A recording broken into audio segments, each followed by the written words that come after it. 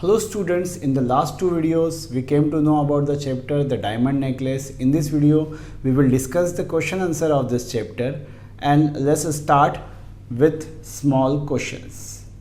And our first question is who was Methyl married to? Methyl की शादी किससे हुई थी? Methyl की शादी हुई थी मिस्टर लुइजल से जो कि एक क्लर्क थे. Where was Methyl's husband employed? Methyl का जो हस्बैंड था वो कहाँ एम्प्लॉयड था, कहाँ पर वो नौकरी कर रहा था? Methyl's husband was employed in the Ministry of Public Instruction. Methyl का हस्बैंड जो है वो Ministry of Public Instruction में जो है काम कर रहा था. Why did Methyl wear plain dresses? वो plain dresses wear क्यों करती थी, पहनती थी?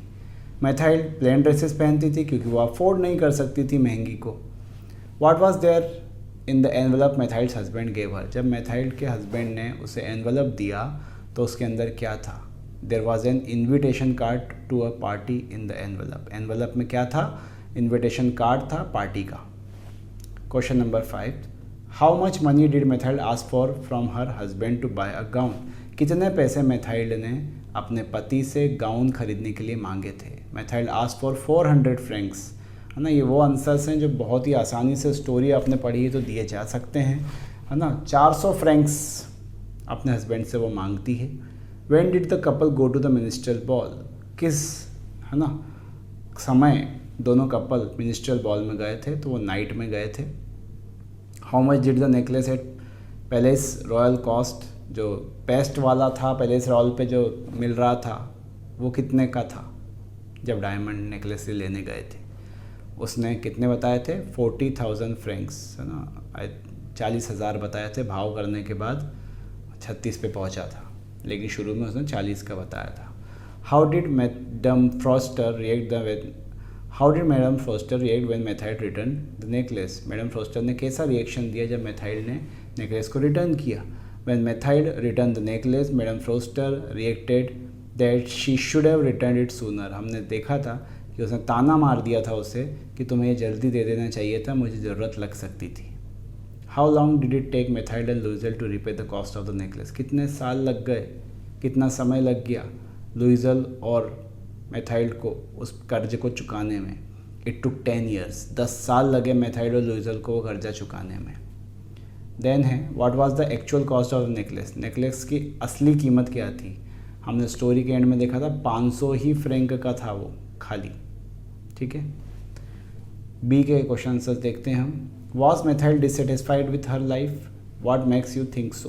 क्या मेथाइल अपने जीवन से असंतुष्ट थी? आपको ऐसा क्यों लगता है?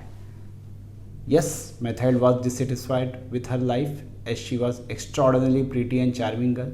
वो अपने आप को बहुत ही, वो थी भी, वो बहुत ही सुंदर और बहुत ही चार्मिंग लड़की थी और उसे लगता था कि मैं ऐसी चीज़ों के लिए नहीं बनी हूँ, छोटे छोटे कामों के लिए.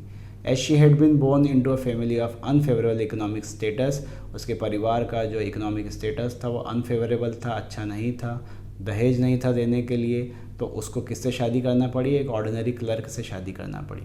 She had lost all her hopes and aspirations. उसने सारी उम्मीदें खो दी इसके साथ ही. She had no means to fulfil her desire. उसके पास कोई साधन नहीं बचे कि वो अपनी इच्छाओं को पूरा करती. She had no beautiful dresses to flaunt. और सुंदर दिखने के लिए उसके पास कोई अच्छी ड्रेसेस नहीं थी. There was no one to praise her beauty. कोई नहीं था जो उसकी सुंदरता की तारीफ़ करे दिन रात. She longed for luxuries and led an ordinary life. वो तरसती रही लग्जरीज़ के लिए और बड़ा ही साधारण जीवन वो जी रही थी उस समय तक, इसीलिए वो अपने जीवन से क्या थी? दुखी थी. Number 2.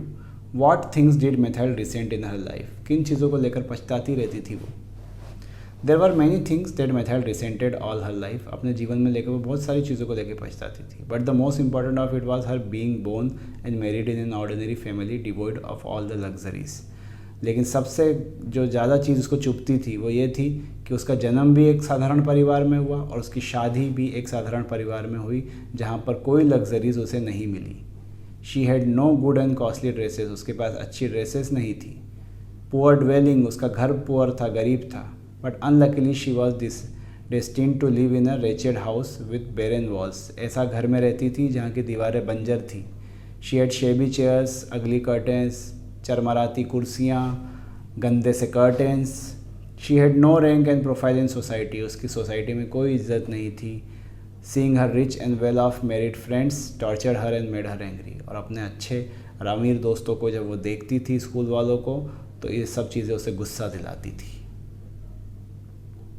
On receiving the invitation to the ball Mathilde wept why. जब बॉल का यानी कि पार्टी का इन्विटेशन मिला तो मैथाइल्ड रोने लगी, क्यों? When Mathilde's husband Mr. Louisel brought the invitation to the ball, she wept instead of being delighted because she had no jewels, no gowns and nothing of the sort can match the grand party. उस बड़ी party में जाने के लिए ना उसके पास gown था, ना ज्वेलरी थी। यही कारण था कि वो रोना स्टार्ट कर चुकी थी। She resent being married to such an ordinary man. वो पछताती थी कि उसने इतने साधारण आदमी से शादी क्यों करी। रियली उसे पछताना चाहिए था इस चीज़ पे? बिल्कुल नहीं। लुइजल आखिरी दम तक उसके साथ लड़ता रहा था। She was a lady with high ambitions. उसकी बहुत ऊंची ऊंची इच्छाएँ थी और जिसका परिणाम उसके परिवार ने भोगा। How did Mathilde fare at the ball? बहुत ही इंपॉर्टेंट क्वेश्चन ये है इस चैप्टर का सबसे इंपॉर्टेंट क्वेश्चन। मैथाइल्ड कैसे चमकी, कैसे उसकी इज्जत बढ़ी, कैसे वो पार्टी पे छा गई। At the party madam Loisel was a great success. Party में मैडम लुइजल बहुत ही सक्सेस हुई। She was prettier than any other woman present. वो पार्टी में मौजूद सारे लोगों से बहुत ही ज़्यादा सुंदर दिख रही थी। एलिगेंट, ग्रेसफुल, हंसने वाली, मुस्कुराने वाली, खुशी से भरी हुई। हर कोई उससे बात करना चाहता था, मिलना चाहता था। कैबिनेट के सारे मंत्री उसी के साथ डांस करना चाहते थे। मिनिस्टर ने खुद ने उसका आकर्षण देखा था और आकर्षित होकर उससे बात करी थी। वो किसी भी और औरत से ज़्यादा वहाँ पर शाइन कर रही थी। What efforts did Louisel make to find the necklace? लुइजल ने क्या क्या कोशिशें करी नेकलेस को ढूंढने के लिए। It was very shocking for them to lose the necklace. बहुत ही शॉक हुए वो नेकलेस को खोने के बाद। They were नर्वस थे। They looked among the folds of Mathilde's skirt. मैथाइल्ड के स्कर्ट वगैरह में ढूंढना चाहा उनने कि उसमें तो नहीं फंस गया, है ना। उसके कपड़ों में भी देखा उसने, पॉकेट्स में देखा, सब जगह देखा, लेकिन सब चीज़ें बेकार गई। नेकलेस कहीं नहीं मिला। लुइजल ने सारे प्रयास करके देख लिए।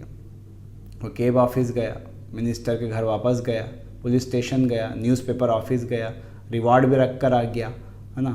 हर कुछ जो वो कर सकता था नेकलेस के लिए उसने किया। How did Loisel arrange the money in the necklace? Loisel ने बेचारे ने कैसे वो पैसा नेकलेस का अरेंज किया। The couple had to face the great trouble after the diamond necklace was lost. जब नेकलेस गुम गया तो कपल को बहुत ही मुसीबतों का सामना करना पड़ा। They found a similar one in jewellery shop. उनको एक मिल गया ज्वेलरी शॉप पे सिमिलर, लेकिन उसकी कीमत 40,000 फ्रैंक थी, जो भाव ताव करने पर उन्होंने 36,000 करवा ली थी। लुइजल हैड 18,000 फ्रैंक्स। लुइजल के खुद के पास 18,000 फ्रैंक्स थे जो उसके पिताजी उसके लिए छोड़ के जायदाद के रूप में गए थे। He had to borrow 1,000 francs of one, 500 of another. किसी से 1000, किसी से 500 उधार लिए। कहीं से 500 इधर, कहीं से 500 उधर। He gave notes, took up the ruinous obligations. उसने बिना देखे नोट साइन कर दिए, मतलब कागज़ पे साइन कर दिया, उधार ले लिया पैसा लेंडर्स से, है ना। इस तरह से उसने कैसे तैसे नेकलेस का पैसा मैनेज किया। How did Mathilde and Loisel repay the cost of the necklace? कैसे उन लोगों ने पैसा चुकाया नेकलेस का? Mathilde and Loisel had to pay a very heavy price to meet the cost of the new necklace. नए necklace का पैसा चुकाने के लिए उन्हें बहुत ही भारी कीमत चुकाना पड़ी। The arrangement of the money for necklace prove to be a ruin for the rest of their life. और वो पैसा इकट्ठा करने उनके जीवन की सबसे बड़ी त्रासदी साबित हुआ। उनकी ज़िंदगी बर्बाद हो गई उसमें। They had to compromise for the whole life thereafter. उसके बाद उनको अपनी पूरी ज़िंदगी कॉम्प्रोमाइज़ करना पड़ी।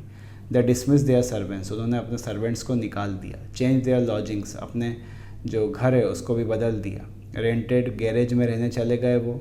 मैथाइल्ड did all the household work herself. Mathilde खुद काम करने लग गई, बर्तन मांजने लगी, कपड़े धोने लगी, है ना। और उससे उसके हाथ भी ख़राब हो रहे थे। She dress like a common woman. वो आम महिलाओं जैसे कपड़े पहनती थी, है ना। फल वाले करने जाती थी, ग्रॉसरी शॉप वाले करने जाती थी। बूचर मांस वगैरह खाते हैं, इसलिए जो कसाई होता था उसके पास मांस के लिए वो खुद जाती थी, है ना।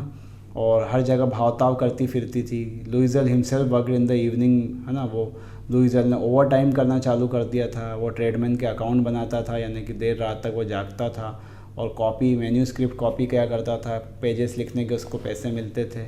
10 साल लग गए उनको ये कर्जा चुकाने में। What change did the ordeal of repaying bring about Mathilde? Methyl कैसे बदल गई इस कर्जे को चुकाने में। The loss of the necklace took a heavy toll of the life of लुइजल्स। दोनों लुइजल फैमिली के ऊपर बहुत ही भारी जो है उनको परिणाम चुकाना पड़ा नेकलेस के बदले में। Mathilde and Loisel over strain themselves, अपने आप को ओवर स्ट्रेन कर लिया था उन्होंने, कुछ ज़्यादा ही यूज़ कर बैठे थे एज अ ह्यूमन अपने आप को।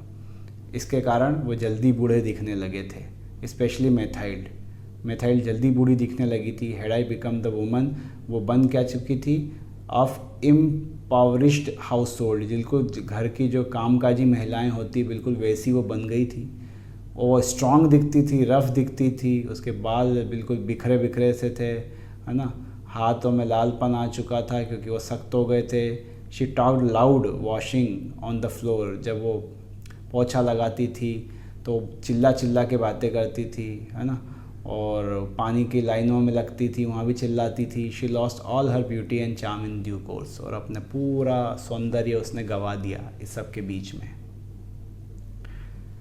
ये हमारे लार्जर क्वेश्चन ख़त्म होते हैं। लास्ट में हमने 2 क्वेश्चंस ही कवर किए हैं इस चैप्टर के, क्योंकि वही आए हुए हैं एग्ज़ाम्स में, बाकी जो 2 हैं वो आज तक नहीं पूछे गए हैं। और हमारा मेन क्वेश्चन है what kind of husband was Loisel. Loisel किस प्रकार का आदमी था। हमने डिस्कस किया कि बहुत ही अच्छा आदमी था वो। Loisel is a caring and loving husband. Loisel बहुत ही केयरिंग और लविंग हस्बैंड था। सिंपल आदमी था। He is not over ambitious like Mathilde. अपनी पत्नी की तरह वो ओवर एम्बिशियस नहीं था। He would very happy release the, जो अपनी पत्नी के जैसा बिल्कुल भी नहीं था, है ना, और उसे रिच लाइफ देने की पूरी पूरी कोशिश करता था। जब मैथाइल ने रिफ्यूज़ कर लिया पार्टी में जाने के लिए, है ना, तो he tries his best to make her agree. उसने उसको बिल्कुल एग्री करने के लिए हर संभव कोशिश की। उसने उसे 400 फ्रैंक दिए ताकि वो गाउन ला सके, है ना। उसके लिए वो गाउन की कीमत बहुत ही ज़्यादा थी क्योंकि वो उससे गन खरीदना चाहता था, लेकिन उसने वो पैसे उसने अपनी बीवी को दे दिए। On the day of the ball Mathilde again grumbles that she has no ornaments to wear for this occasion. फिर से उसने बॉल के 1-2 दिन पहले ये बोल दिया कि मेरे पास पहनने के लिए ऑर्नामेंट नहीं है, है ना। उसने उसे सजेस्ट किया कि वो अपनी दोस्त से उधार ले ले, मैडम फोस्टर से। Where Mathilde dance up till 4 o'clock in the morning. वो 4 बजे तक नाचती रही। लुइजल बेचारा आधे एक कमरे में जाके छोटे कमरे में सोया रहा। जब उसे मालूम पड़ा कि नेकलेस गुम गया है तो उसने अपनी वाइफ को बचाने की हर संभव कोशिश की। रादर टू पे ऑफ हिज डेप्ट 18,000 फ्रैंक्स, उसने अपने संपत्ति के 18,000 फ्रैंक भी डुबो दिए, है ना। उसने ओवरवर्क करा 10 सालों तक अपनी पत्नी को बचाने के लिए, जिससे उसकी ज़िंदगी नरक हो गई। स्मॉल हाउस में चला गया। Therefore we can say the Loisel was a simple man. हम कह सकते हैं कि जो बहुत ही साधारण आदमी था और अपनी पत्नी से बहुत ही ज़्यादा प्यार वो करता था। 3rd question same to same ऐसा ही है लुइजल के बारे में, तो आप इसी का आंसर उसमें लिख सकते हैं। और 4th है in what way madam Forestier different from madam Loisel. Madam Forestier और मैडम लुइजल आपस में कैसे डिफरेंट थी, ये क्वेश्चन कई बार एग्जाम्स में आया है। Madam Forestier and madam Loisel both are contrary to each other. अगर आप देखोगे तो दोनों एक दूसरे की विपरीत थी। Madam Forestier is a rich and high profile lady. वो रिच थी, हाई प्रोफाइल थी। She is completely materialistic and formal.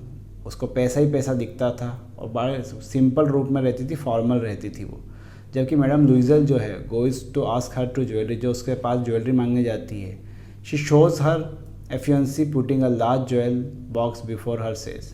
तो मैडम फोस्टर उसको ज़्यादा चिढ़ाने के लिए उसके सामने एक बॉक्स रख देती है और कहती है choose my dear. She is very much formal with Mathilde. वो मैथाइल से काफ़ी फॉर्मल रहती है।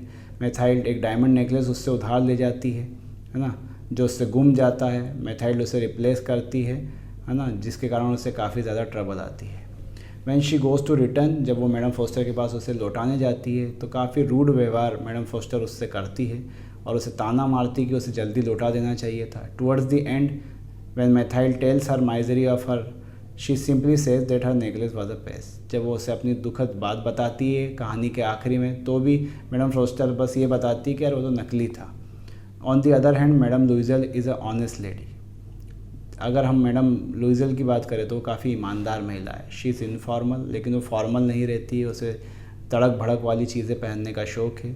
She hesitates to go to the Forestier after losing the necklace and manages to replace it. वो जाने से घबराती है उसके घर पे, लेकिन कैसे तैसे वो मैनेज करती है कि वो रिप्लेस कर देती है विद द सेम वन, बिल्कुल वैसा ही इससे। और 36,000 फ्रैंक्स का वो लाती है उसे, जिससे उसकी ज़िंदगी जो है वो बर्बाद हो जाती है।